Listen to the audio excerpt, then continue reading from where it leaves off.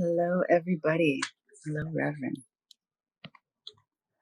Danielle, how are you? I'm surfing. I'm surfing, riding the wave, going deep. Riding the wave and going deep. Yeah. And this is a conversation like with you that I've been wanting to have. Yeah. Outstanding. Yeah. Outstanding. Let me just let people know that you're just tuning in to Instagram Live with Michael Beckwith and Danielle Lapointe. If you don't know who she is, you're probably under a rock somewhere, but best-selling author, dynamic inspirational speaker, creative entrepreneur, the desire map, 9 languages. She's done a lot of work for a lot of people to bring them into a level of coherence with who they're seeking to be, that impulse within them that's trying to express itself. And she does a damn good job. So I wanted to have her. And first of all, welcome. Second of all, we just participated in the World Meditation Day. We did. And you were a part of that. And the numbers aren't even already in yet, but it's gone over 8-9 million people. So it's broken all records in terms of a singular moment of meditation for humanity.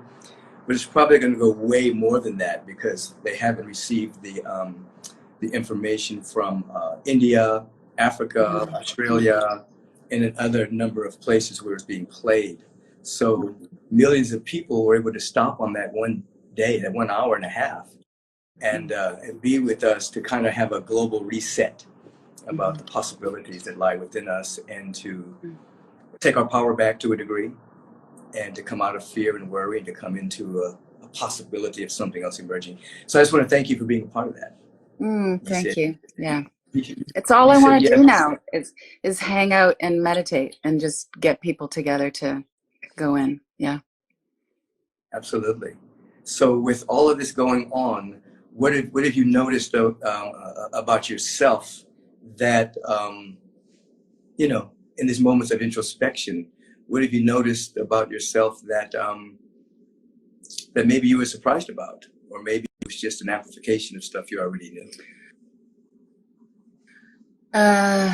Simplicity. What I've noticed is that it feels like the new spiritual calling for me, like a different, a deep elegance. And so there's been lots of shedding. I have, like, every dream I've had, I've like held it up to say, is this still appropriate? No? Okay. This one, can I still desire this? Okay, we're going to refine that. Okay. And really, I'm just more in thy will be done, more than I ever have. And I feel more just willing to hand it over, but with all my fears and all of my hangups. Like this, I say this is a before and after. I've for so long I've been on this path of like refinement, of betterment, in order to be enough to like show up for God. Now I'm just like, no, as is, today, 100% willing, with my fears and my hangups, but more devoted and more human than ever. Yeah. That's I definitely understand that. Yeah.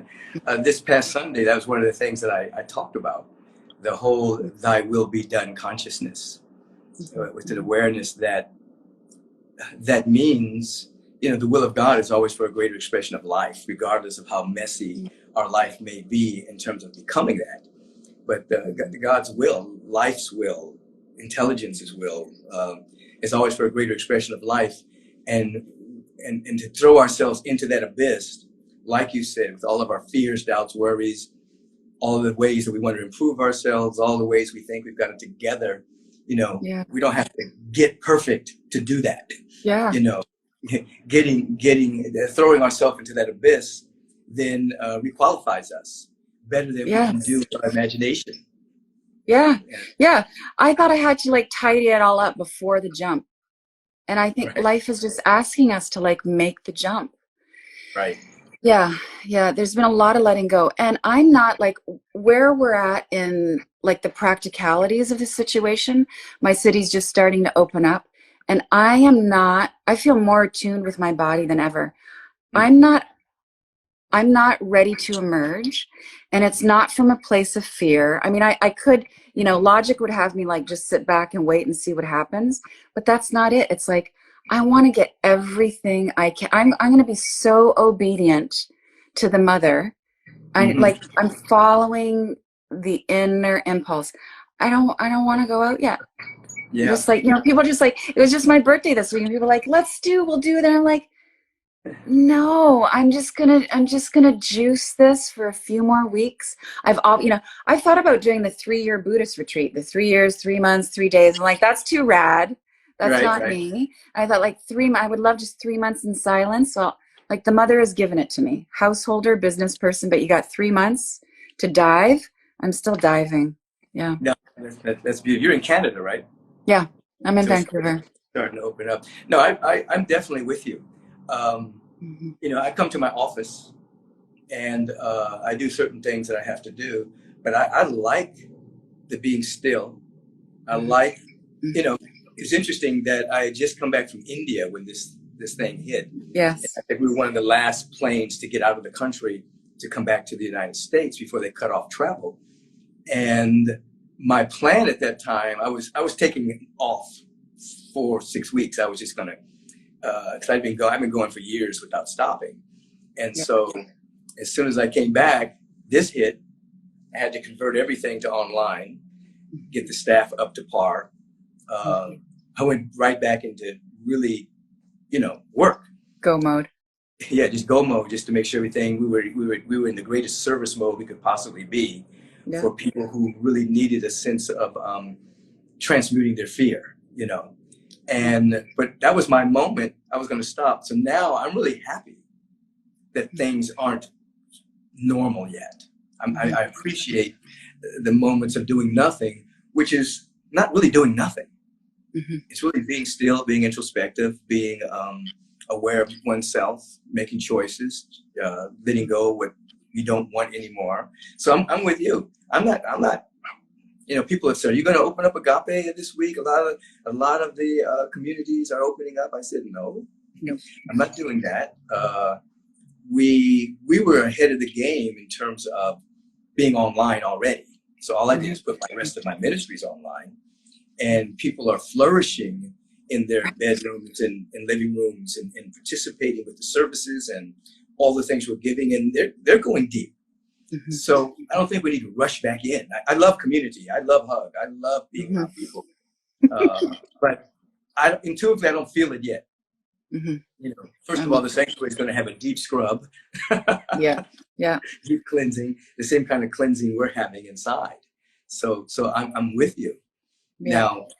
And I think more people need to be open about not feeling it yet, and not from that place of fear. It's like, I also feel more inclined to preach. I've been thinking about you because, you know, you are like the penultimate preacher. And now I'm just like, I am on, like I am willing. You know what I want to talk to you about? I want to talk to you about pleading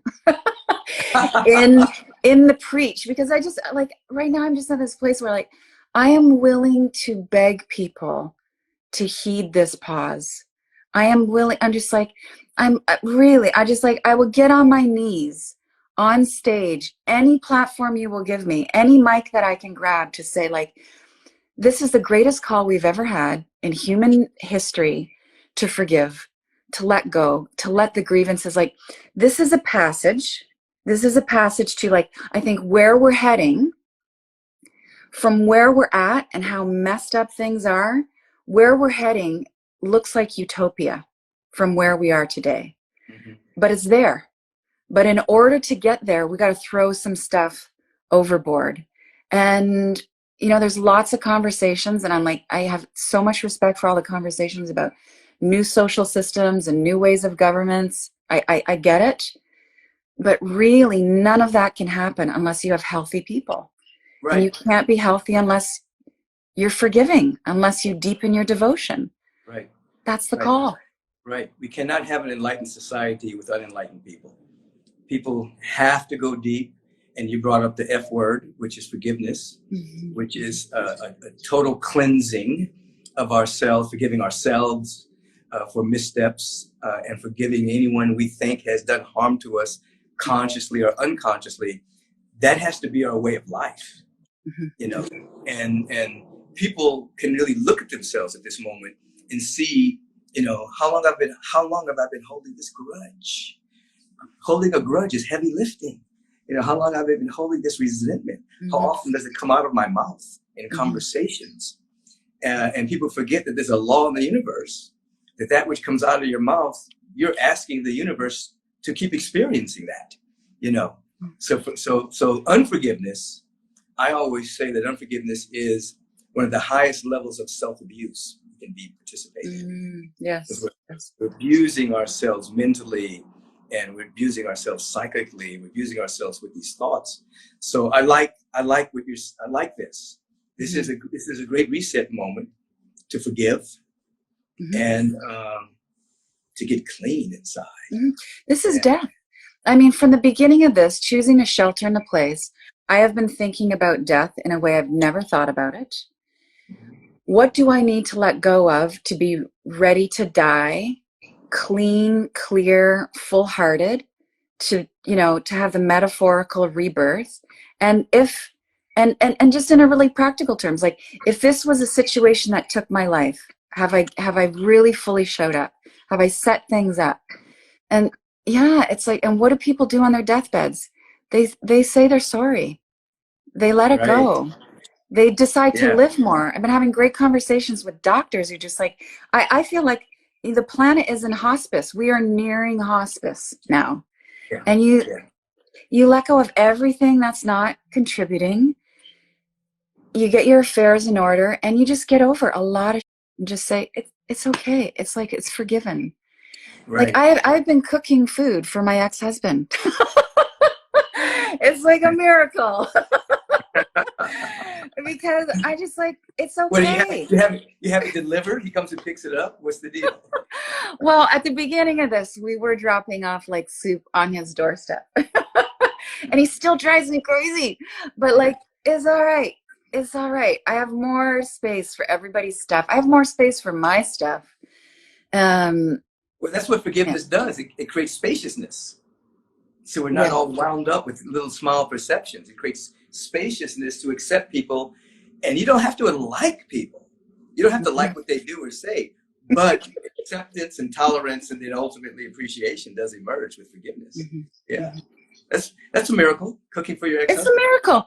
And then you're more spacious. You have more mental clarity. You make healthier choices about what you're going to put into your body. You do everything that needs to be done for your wellness, for everybody else's wellness. You have clear-minded conversations. You maybe start to, you know, grow a bit of lettuce in your backyard. And you become more ... immune. No, you're bringing it down. I mean, these are all the things that we've been talking about for a long time. You know, proper nutrition, proper exercise, right supplements, cleanliness of the mind, and cleanliness of your mouth, and cleanliness of what comes out of your mouth, and cleanliness of the body temple. These things this particular Corona bonus has simply just made us focus on these things more. And I agree, we should have gardens. You have to be able to get your water and your food, because you don't know, things are so, in the world of phenomena, so changeable at any given moment that you want to be able to definitely have a little lettuce, little tomato, little sunam berries in your backyard, something. Yeah, lettuce for the winter. It's like the mother is saying hi. Have you not noticed me? You have clearly not been paying attention. So I'm going to get your attention right now. Some of you are going to like intensely suffer because of this. Some will waken up. I think it's like, you know, what I've been thinking about lately is like the really asleep, the stone-hearted, and then like the half awake, the kind of half-hearted, and then the more awake than most, the open-hearted, and how we're all going to respond to this. And, you know, when I see like the other side, like we make it through and some of us are going to garden and forgive and not buy as much crap, I think there's going to be a new way of those people who are more awake than others, more open-hearted, are going to have to be okay with picking up slack for the stone-hearted. And that's Yeah. what love does. Love carries the others. Yeah. And we've been reticent to carry each other. I mean, I'm Canadian and as socialized, we do a little more carrying politically. Because when I think, like I'm getting my hope from my immediate community. Mm-hmm. It's like, what are you saying? And what's Krasno got to say? And my girlfriends and my coaches. And it's like, everybody's decided like local governance is it. And I'm going to write a love letter and I'm going to forgive my ex. And I'm not going to shop for a year. And we really let's get to zero waste. And I'm going to sit on my cushion and all of that. And so we all get all high and elevated about that. And then we see what's happening. We go, lineups outside of shopping malls right now and revenge shopping and people just wanting it to get back to normal. And it's like, how do you kind of keep it up? What you stick together with the resonance. And you just have to, I'll speak for myself. I just have to be more loving. Yeah. It reminded me of a couple of things. One of the things that I built Agape on was the teachings of Dr. Howard Thurman. And he had I met him. I stayed in Thurman Hall when I went to Morehouse College, and greatly influenced me. And he has a passage called "I want to be more loving in my heart," and we would meditate on that for weeks and weeks and weeks, because we didn't want to start something that we were not. Agape means unconditional love. So we didn't want to start a community unless we were able to really go to the mat on unconditional love. So we would meditate on, I want to be more loving in my heart. I want to be a kind and gracious human being, that when individuals come into my atmosphere, there's a change because they've come into my atmosphere. A deliberate, he called it an unconscious and deliberate intent to be loving.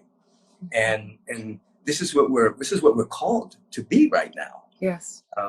To come out of our opinions. Everybody has opinions. You learn how to bracket our opinions for a while.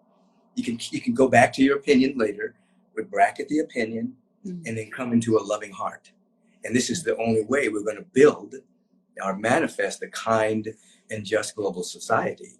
We have to be that vibration. This is not poppycock. This is not metaphor. This is real energy that we're talking about. Hey, where can you talk about hope? I think there's hope, and then there's faith, and then there's conviction. And so we want to make sure that people don't lose their hope, that we have to begin to feel into not merely the worst case scenarios which grab our attention. They're in the headlines, they're on the news all the time. The media gives us worst case scenarios. That's kind of their job. And people can become bereft and lose their hope. Suicide rate is higher than it's been before during this particular period of time. So we need hope. Things are going to be okay. Life always wins. The mother never neglects us. The principles always work. We have to have a level of hope. And then as we come into some modicum of spiritual practice, some moment of inspiration from some spiritual community, then we start to develop a level of faith. And faith is where you actually can see the invisible. It hasn't manifested yet, but you're starting to live in that vibration. I don't see it. I can't see it with my eyes. I can't hear it. I can't smell it, but I'm feeling it now. So that's faith. And then as we continue to grow, then faith converts to conviction. I know. How do you know? No, I know. I can't break it down to you, but I've had an encounter. I've seen something, and I can't deny what I've seen or feel in my heart. So hope is definitely necessary because it's the bridge to faith, and then faith is the bridge to conviction. And so, so where does one resource hope? Where do you find it? I think, obviously, first thing that comes to my mind is spiritual practice. An individual has to find something that resonates with them. Everything doesn't resonate with everybody. But an individual that's looking for hope will find that voice, that book, that individual. When they hear it, oh my God, I needed to hear that today. You have to actively look for it. So that, I think that's the key. You've got to show up and look for hope. You got to be a hope hunter, and you have to then intend it. it resonates. Yeah, yeah. You have to intend it, and then you have to. And once you feel it, then you keep going back to that well. You know, what is it that made me have that level of hope? You keep going back to the well until your baseline is changed. Now, a person's baseline may be near hopelessness or fear or worry. That may be their normal. And then you find something, oh my God, that was brilliant. That was inspirational. That was motivational, whatever. You keep going back to it until your baseline raises. And what happens is most people don't even know when the baseline raises. And they don't even know that they've changed up to a degree until something happens and they realize, oh, that didn't bother me as much as it used to. What happened? Your baseline had been raised. Going back to the well of your hope, you see. So yeah, you have to want it. You have to desire it. You have to intend it. We have to participate in our own unfolding. It's not going to be any big guy in the sky coming down and saying, hey. It's going to be we lifting our vibration and meeting the higher frequency, you know.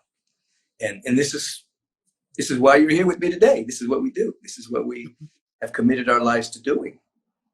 To even when we fall, you know, to keep on going, you know, and because once you've seen something, you can't unsee it. The things I've seen in my life, and the encounters that I've had, even a few days ago, I had a powerful encounter. I can't deny that. I could be in a bad mood about something, but I can't deny the encounter that I had that fuels me. Can you tell us about the encounter? I'm just going to interview you. You said that too. You said, I'm going to ask you some questions. It was last Friday, I think, Thursday or Friday. I was here in my office and I laid down to take a quick nap. I had to do some more interviews and things. And when I woke up, I was blind. I couldn't see. I was so engulfed in the light that I said out loud, I said, I'm blind, I can't see. So Lee got off the phone. She was talking. She said, I got to go. And I said, I can't see anything. I'm just engulfed in light. And then I could see the fountain of light in her being, like a fountain. I could see that in Reverend Kathleen Mackmore. I could see it in plants. I could see it everywhere. It was like that. I became aware that I was in something. And then it became, and I've been in it before, but this was the first time I've been in it when there were people around. You know, I was always by myself. And that particular event, when I got up, lasted about 10, 12, 15 minutes maybe. But it's left me with a residue of just a deep knowing that there's something that's got us. You know, like as the saying goes, I don't know what the future holds, but I know what holds the future. And it's this luminosity, this light, this brilliance that we are, that our spiritual practice begins to, like forgiveness, begins to clean up our filters so we can see ourselves differently. And I can't not remember that. I cannot unsee that. There's a moment, I'm blind, and it was, you're blinded by the light. I'm blinded by light to this world.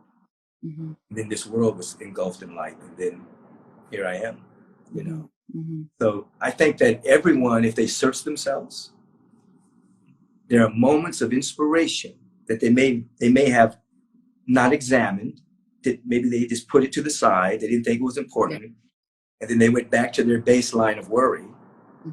And if they go back and examine those moments when their back was against the wall and something happened, or they had an insight, they had a bit of guidance, if they go back to that as a soul memory, it will begin to feed them, and they'll have a different baseline of seeing reality. And also to name so many of the things that we're doing as our spiritual practice. Yeah. Like it doesn't have to be a traditional thing, but it's like those 20 minutes in the morning, just that reading, just that how you shut down from your day, like just call it what it is, a form of devotion. And that deepens the devotion, and you get more devotional tools in your toolkit, and just like really time to like come out of the closet and really own these things. Yeah. It's interesting you say come out of the closet, because, you know, oftentimes when we're doing television or something, they'll say, you know, don't bring up spirituality, don't bring up this, don't bring up God. But at the end of the day, everybody on the panel, or everybody, even the newscaster, is so totally into the presence or spirituality.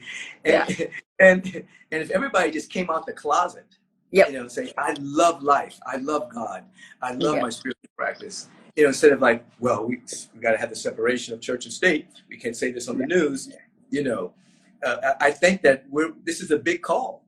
Yeah. Everyone to come out of the closet. Oh, this is it. This is the time for idealists to come out, full force, full color, highest vibration.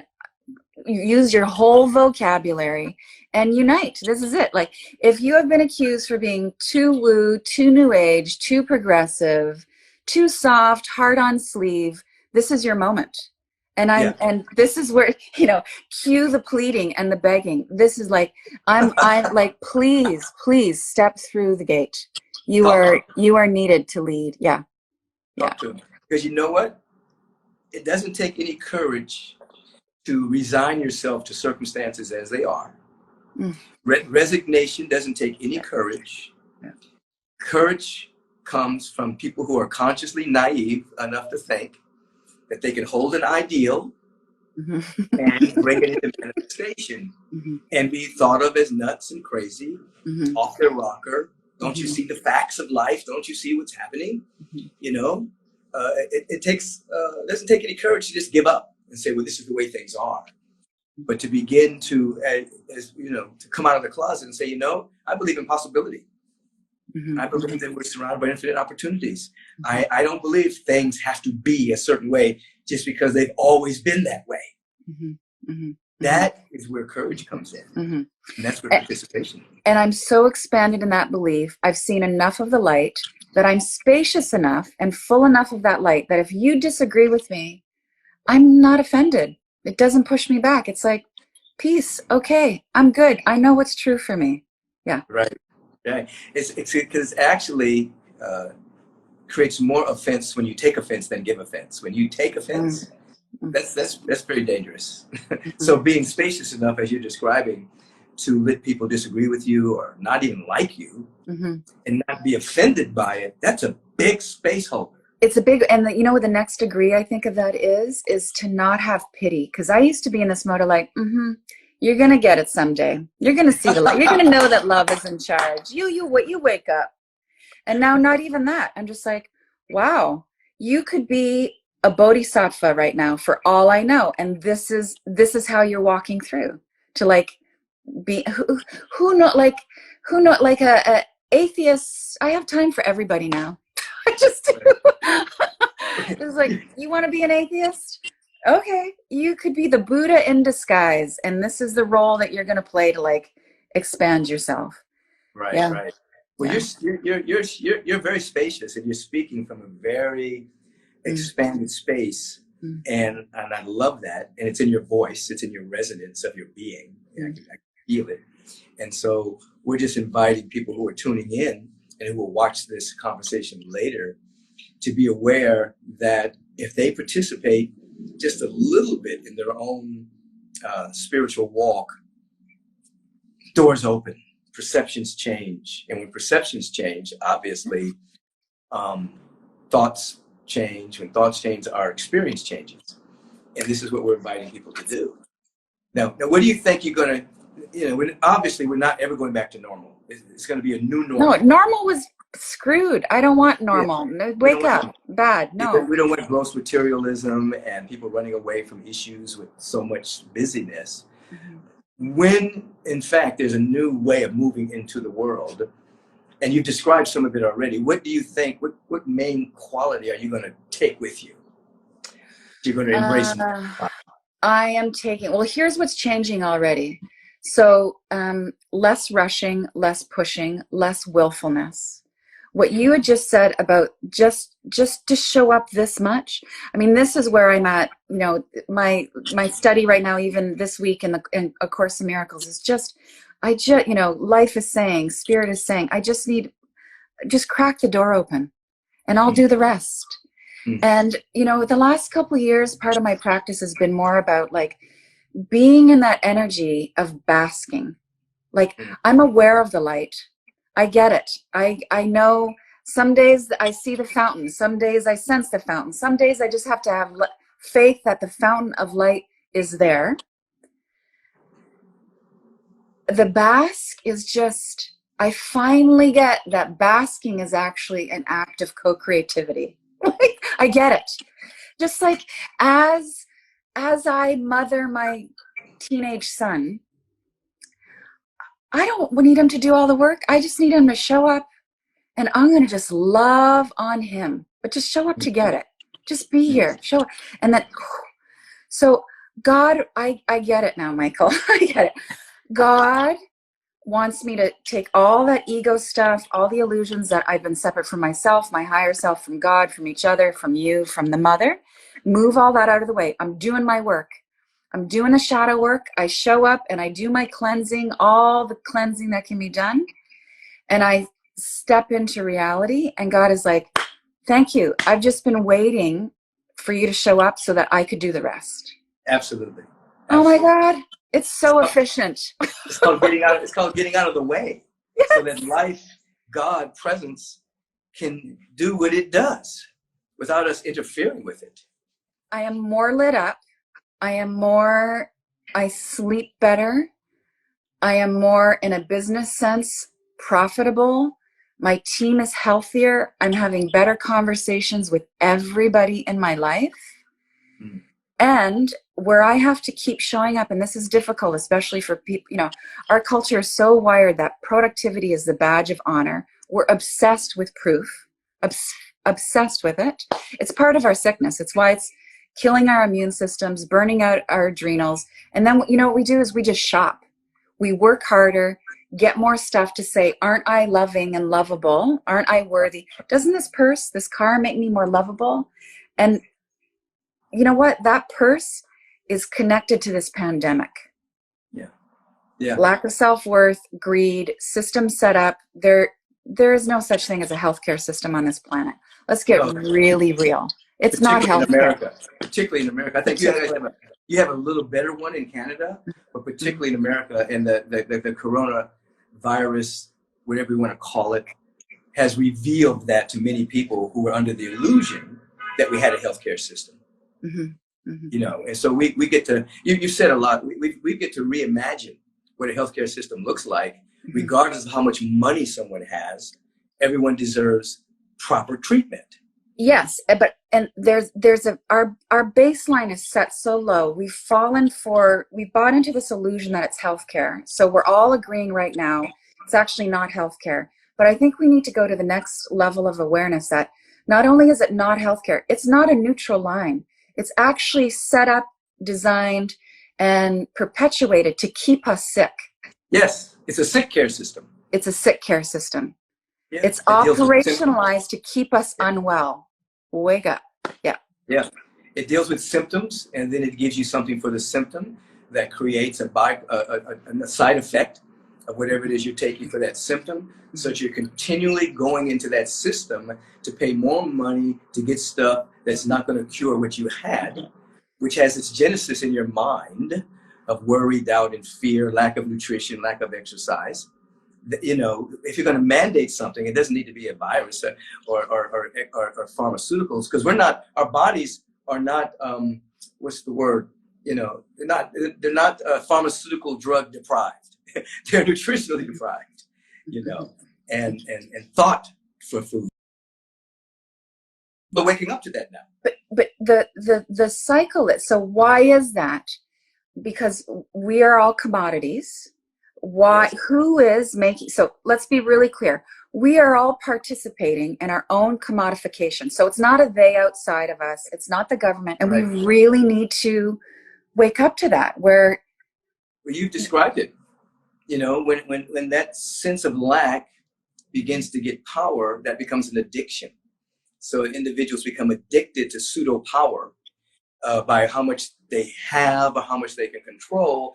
And there's never enough that doesn't satisfy. That power does not satisfy. That amount of materialism does not ever satisfy. So you can never get enough of that which is satisfied. So your ego just wants more of that which doesn't satisfy. And that becomes a very demented, dark force. Demented is a very important word. And I think people get addicted also to the behavior. So that's an addiction to a perception of superiority. But we're also getting addicted to the perception of inferiority. Yes. Some of us are addicted to like the lack and the not feeling, to basically being thought of as less than and enslaved to certain cultures and ideologies. And it's working on both sides. Yeah, people are addicted to that sense of unworthiness. Yeah. Because they're addicted to the chemicals that the body creates when you're in that state. And they keep going back to that same sense of unworthiness, I'm not good enough, et cetera, et cetera. And they become in an addictive flow. And this is where we come in to try to, I call it human interruptus. We try to break them from that human low-level consciousness, shock them with some inspiration, some love, some motivation, some sense of connection, so they can start to participate in coming back to themselves. But yeah, we're definitely in a seeming battlefield between those people who have become addicted to pseudo power. And then you have the whole cleansing that's taking place as consciousness rises. And it has risen. Consciousness has risen. So you have the cleansing of energies that cannot live in the new frequency that are coming up to be seen. We see this all over the world, where things that used to be hidden for years, you find out about them the next day, whether it be presidents or prime ministers or dictators. All the lies can be seen through now very, very quickly. And so we're in that state of flux. Things are fluxed up. We're in that state of flux between hospicing the old and birthing the new. You know, we're right there. You know? Yes. And the dementors are hidden in plain sight. Yeah. They're not even hiding anymore. They're not even hiding. They used to smile. So you have to trust your body in all of this. And it's like, you know, that is interesting what you're saying about like the shock it with love, shock the system with love, shock the system with compassion. Yeah. And I think it has to be, you know, yes, beautiful. Everybody, the awakened moment of just like, I love you no matter what, transform somebody. But also I think the mother is just saying, I think this is global rehab. Like, just go to your room and think about things. I like that, global rehab. Right? Like, no more shopping addiction. No more. And my prayer, I'm just going to keep begging, okay? Let's do this every day just so that I can begging God. Beg. You're not begging the mother. You're begging people to wake up. Yes. Yeah, no, I'm not begging for mercy. I'm begging my fellow human beings, like, please, did we not learn it? Like, you know, carbon emissions are down 30 to 40%. Yeah. You don't need the pair of jeans. You don't need the new running shoes. Just grow some oregano on your windowsill. Vote. Get to know your neighbors. Go to sleep by 10 o'clock. Please. 11 for me. You need less because you're in the fountain. But yeah. Well, let me ask you this. Ask me. Grace for impact. Oh, yeah. Tell me about that. Well, I've been thinking about grace because I've been praying for grace in this situation. And what I believe it to be is like, grace holds tension. At the beginning of this, I sat here. This is my art studio. And I just thought, well, you know, just like, I'll just flow out a podcast episode. And it turned into like 7 hours and a book. I've just switched my business model. It's an experiment. I have to give the caveat that it's an experiment. But I switched my whole business to pay what you wish model, which makes it's making me sweat because I have you're trusting in the universe, the mother, and in the highest. That's when humanity. You're trusting in the highest to actually circulate something that matches how they're being benefited. Yes. I am. Which is what happens in spiritual communities. You know, Yeah. That's what happens in a spiritual community. You know, there's no like, well, you have to pay this much to come, to listen and to be a part of the community. You pay what you will to keep the doors open. Except, I can't go ask for donations. I mean, this is why both This is a business model. Yeah, it's a business model. Like, if I wanted to run as a charity, it might be different. I'd be like, we want to get millions of people meditating and talking divine radiance, deep sensitivity. Maybe I could become a church. But like, I have 17 people on payroll, and it costs thousands of dollars to make beautiful things and get them out. So we'll see. So I'm doing that. I'm having conversations with neighbors, and I've never been one for small talk, but now I really just want to do this on a regular basis. And I'm creating more spaciousness than ever, just not in a rush. And I'm also, this is like in our space, in the wellness consciousness space, we've all been hearing for so long, just like the idea of holding space for other people. That's right. And I haven't really gotten that until this month, I would say, because, and this goes back to grace, is I realize, when I sit and I do my work and I do my devotion and I feel my own sorrow and my fear and I feel the rapture of life, then I move. So I've done my work, I've done my service, I pour my love on the earth. And then I move into like, okay, I've done my work. I'm going to make a few requests. Can I now, since I'm here, can I ask for a couple things? And then I move into like, I water my seeds, the things I want to manifest, and still questioning if those are the right thing. I'm just like, God's given me the green light. I still get to want everything that I've wanted. When I see my desires fulfilled, I can see the radiance in that in a way I haven't seen before. Like, I'm caring for myself on a deeper level. Like, if I am well, all is well, at least in my consciousness. Then I can pour that out. Right. And that is what gives me the capacity to hold space. Right. To look for faith, to look for signs of faith, and just be like, I really do believe that things are unfolding as they have to, not as they should. That's been the refinement in my awareness just in the last like 72 hours. Not as they should. I think things could be very different, could be more graceful. There could be less suffering. But with how we're showing up, God is meeting us. Yeah. So I think we could show up better and have a different response from life. Yeah. That's where I'm at. Yeah. And that's what we're inviting individuals to just look at that, how during this time to ask, who do I want to be?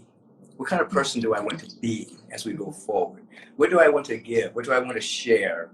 Rather than cowering in fear about anxiousness about the future, take this intense energy and ask, who do I want to be? What do I want to become? And use the same energy to ask a different question, because we're in intense times. So you're asking questions around grace, new business models. And transpersonal suffering. I've been very interested in, it's like, I have a very low degree of suffering right now compared to someone on a respirator or anyone in Brazil right now. But if I can use my micro degree of suffering, and some days, my existential angst is heavy. But I'm just like, who else is feeling this? Who else feels it to a greater degree? Who else has extended suffering? I mean, I kind of walk myself through the Four Noble Truths. Yeah. So it's like, been suffering in this way worse and longer. Okay, I'm good. Take care of myself, help that person be better. Yeah. And then that grows compassion. Yeah. If you want another awesome video in our Black Excellence series, check out the video right there next to me. I think you'll enjoy it. Continue to believe, and I'll see you there.